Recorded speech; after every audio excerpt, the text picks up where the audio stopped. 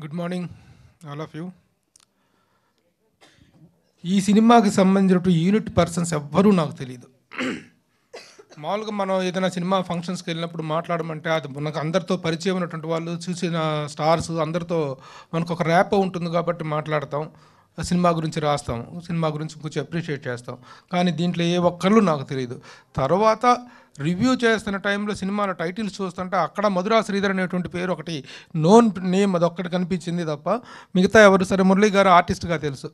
But అయినా సరే కొత్త వాళ్ళు చేసిన ఈ ప్రయత్నాన్ని ఒక ఏ యాంగిల్లో అయితే ఒక డైరెక్టర్ ఒక సీన్ కానీ ఒక కథను కానీ కన్సీవ్ చేసుకున్నాడో దానికి ఎంతవరకు న్యాయం చేశాడు అనేటువంటి కోణంలో మాత్రమే మనం సినిమాని విశ్లేషించాలి తప్ప వీళ్ళెవరు వాళ్ళ పర్సనల్ ఇదేంటి అనేటువంటిది మనకు అనవసరం.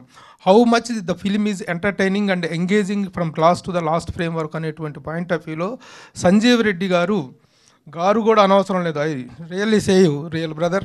చాలా చక్కగా సినిమాలో ప్రతి సీన్లో కూడాను అద్భుతమైనటువంటి ఒక ఎంటర్టైన్మెంట్ని ఎంత చక్కగా ఫీజ్ చేసుకున్నారు అనేటువంటిది ఒక డైరెక్టర్ ఎంత తపన పడితే ఎంత కష్టపడితే ఎంతగా తనను తాను హింసించుకుంటే మదించుకుంటే ఒక సీన్ అనేటువంటిది కన్సీవ్ అవుతుంది. ముఖ్యంగా ఎంటర్టైన్మెంట్ అనేటువంటిది అన్నిటికంటే డేంజరస్ జోనర్. అది నవరసాలు అంటాం, నవరసాల్లో ఎంటర్టైన్మెంట్ అనేటువంటిది అది తీసుకున్నదే ఒక పాయింట్, ఒక డిఫరెంట్ పాయింట్, మేల్ ఫర్టిలిటీకి సంబంధించినటువంటి ఒక పాయింట్. అలాంటి పాయింట్ తీసుకొని దాన్ని చక్కగా డ్రైవ్ చేసినటువంటి విధానం చాలా బాగుంది.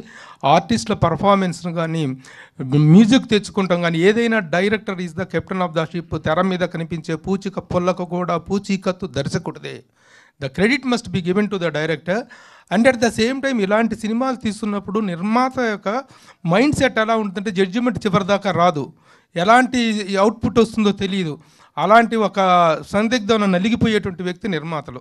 ఆ నిర్మాతలు ఆ కాన్ఫిడెన్స్ తన మీద ఉంచి ఇచ్చినందుకు ఇంత మంచి చక్కని ప్రాజెక్ట్ ఇచ్చినందుకు అతను దాన్ని నిలబెట్టుకున్న విధానం రియల్లీ సింప్లీ సూపర్. అందుకే నేను మొదట నుంచి చెప్తున్నా. ఇందాక మా శ్రీధర్ గారు మాట్లాడుతూ పిఆర్ఓలు శ్రీనివాసు, సురేషు, ఇంకా డైనక్ మీడియా అన్నారు, మిగతా మీడియా అందరికీ థ్యాంక్స్ చెప్తున్నారు. సినిమాలో విషయం లేనిది మేము మాత్రం ఎవరైనా చేయగలిగేది ఏమీ ఉండదు. సినిమాలో ఆ కంటెంట్లో ఆ జస్టిఫికేషన్ ఉన్నప్పుడు మాత్రమే మీడియా అనేటువంటిది బలగం సినిమా అనేటువంటి దాన్ని ఇదే థియేటర్లో కూర్చొని మేము చూస్తున్నప్పుడు ఒక్కొక్క సీన్తో అలా స్పెల్ బౌండ్ అవుతూ ఆ సినిమాతో ట్రావెల్ చేస్తూ the media has owned the film.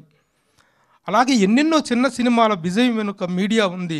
ఈ రోజున ఒక మీడియా పర్సన్గా ఇక్కడ వచ్చి నేను మాట్లాడుతున్నానంటే this is the honour given to me, not alone, it is the honour given to our entire journalistic fraternity.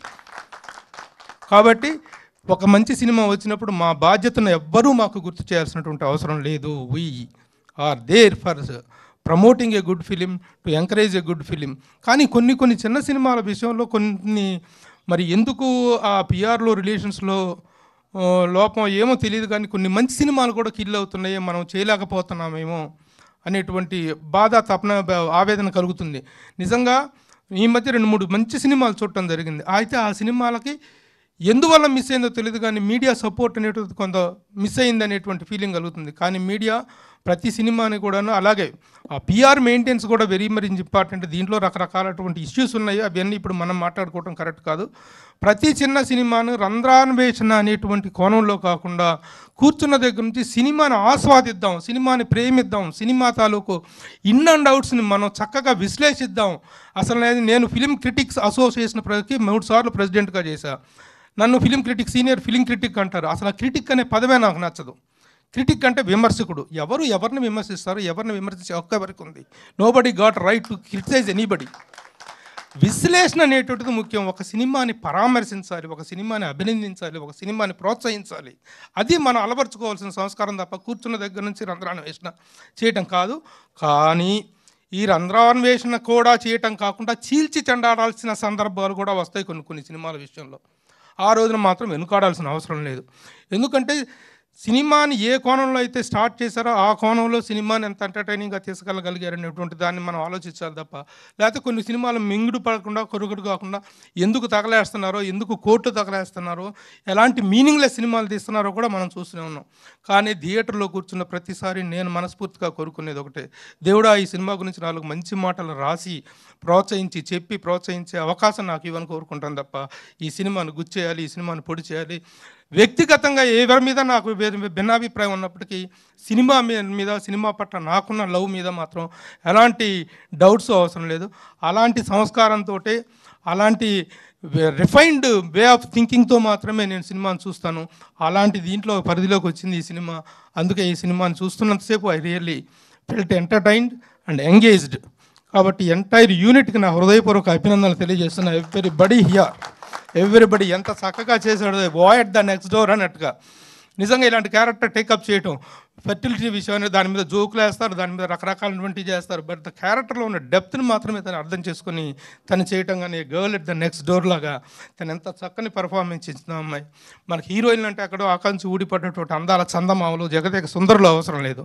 మన ఇంటి పక్కన ఉండే మనకు అందమైన అమ్మాయి, ఒక చక్కని అమ్మాయి, మన పలకరించే అమ్మాయి, బాబాయ్ అన్న, అన్న అన్న, నాన్న అన్న, అన్నయ్య అన్న, అలాంటి ఒక ఆత్మీయతను అంచేటువంటి ఒక అందమైన హోమ్లీ ఫేస్ కావాలి.